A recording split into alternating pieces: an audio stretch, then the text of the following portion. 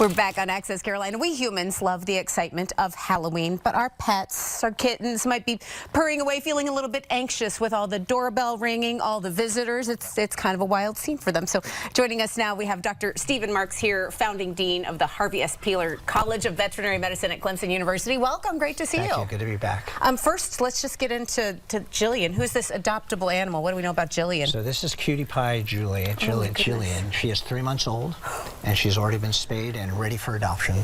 And I understand that she loves lounging around. These are her hobbies and interests. She would just be perfect for what kind of household? Yeah, she's a true cuddler.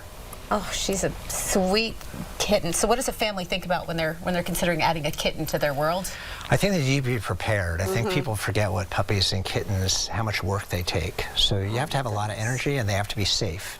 And we recommend that cats be kept indoors, not outdoors. Excellent. So you have whatever kind of pet you have around your house. Halloween is on, and all the people are knocking on the door, and there's costumes, and there's decorations everywhere. One tip you start with is create a safe kind of space for that evening. What's that like? I think that's right. I mean, it's always a good idea to sequester the pets somewhere, put them in a back room where they can't get out the front door. The other idea is if you want to give your candy out on the porch, just sit out on the porch and make sure that the pets stay in the home. Yeah. Make sure they have collars, identification tags, chipped just in case they do get out, but you should use precaution. Yeah, I'm sure every time that door opens, there's just a potential for something to happen. That's exactly right. And then, of course, you think about this, but a kitten can get into some things. A puppy can get into some things. Yes. Your curious dog, you need to keep candy really out of reach, and if you put that bowl on the table, you don't think your dog's too interested in a bowl of candy, but then what happens? Yeah, so dogs can be creative. I'm more concerned about cats that climb. Yeah. So you can put candy very high, and cats will still find a way to get there. They're just not as interested in candy as dogs are. So put the bowl, lock it away if you can, or put it on a very high shelf. I think she's just going to take a crawl around. Well, I think she's going to stay right here. What do you think? How do we react if our animal did get into candy? What signs do we see? What do we do in response? So most often it'll be vomiting, but especially chocolate. It has some of the same side effects as caffeine does in coffee. So they'll pant, they may tremor, but the first sign you'll usually see is vomiting, especially if they've eaten the wrapper. So they'll vomit up the wrapper, and that's the first clue that you may have a problem. If everybody can hear this purring, this is the sweet kind of purring that could happen in your house right now. The costumes, obviously, costumes, decorations, those are all elements that are extra in your home too. What are we looking out for? So I think people enjoy the costumes more than cats and dogs do. I would be very cautious. Try the costume on when you're at home and you can watch them. Make sure there's nothing around the face or the neck that can impact their ability to breathe. So you want to be precautious and leave the costume on as short a period of time as possible. Yeah, get that photo op out of the way. Yes, and then move on. And you know your animal too. If they're uncomfortable, you're going to do what you have to do to take care of them. And then there are some animals that are going to have, extreme anxiety. Animals that gosh, all of that action would send them into a frenzy. What do we consider? There's some ways to calm them down. There are.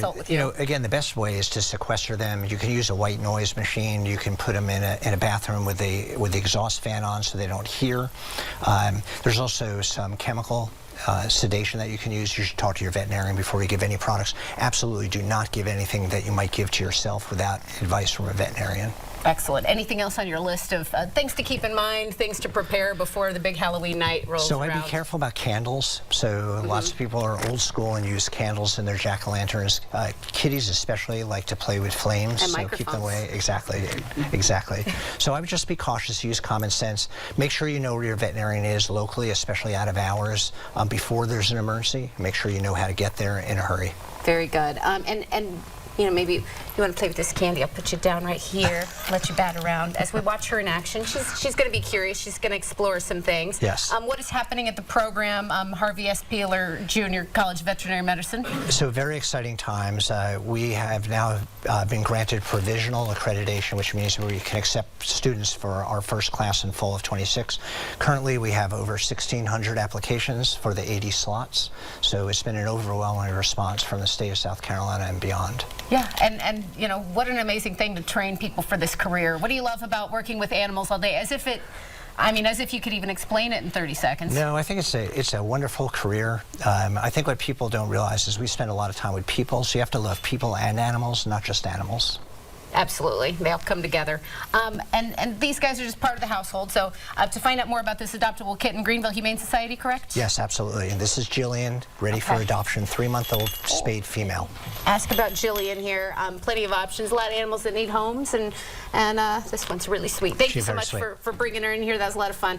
My and pleasure. we're thinking about our pets, taking care of all those things around the house. South Carolina's first College of Veterinary Medicine at Clemson University, welcoming its first class of students in the fall of 2026. Applications are open now, and the deadline to apply is November 17. And Gillian right here, she is available to adopt through Greenville Humane Society.